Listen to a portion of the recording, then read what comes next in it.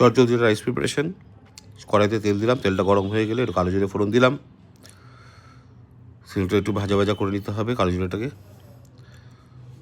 তারপরে ওর মধ্যে বাদাম দিয়ে হালকা নাড়াচাড়া ভেজে নিতে হবে। দুটো শুকনো লঙ্কা দিয়ে দিলেন ফোড়নের জন্য, তার সাথে একটু আদা কুচি, এরপর একটু কারি পাতা দিয়ে সব কিছু দিয়ে একটু হালকা করে নেড়ে চেড়ে একটু ভাজা ভাজা হয়ে গেল। এবার লেমনের জুস, আপনাকে 3টে লেমন দিয়েছি, দিয়ে তার জুস সেটা নাড়াচাড়া হওয়ার একটু পড়ার পরেই তার মধ্যে একটু হলুদ গুঁড়ো দিয়ে দিলাম ফর দ্য কালার। ওটা দিয়ে একটু নাড়াচাড়া করতে করতে তারপর রাইস দিয়ে দিলাম। রাইসের মধ্যে একটু নুন ছড়িয়ে দিতে হবে আর একটু চিনি। নাড়াচাড়া করতে হলুদ কালারটা চলে এলো, মোটামুটি লেমন রাইস রেডি। ভালো করে ভাতটা ভালো করে ভাজা করে ফেলুন। করে ফেলার পরে ফাইনালি ধনেপাতা দিয়ে গার্নিশ করে নামিয়ে নিন আপনার লেমন রাইস।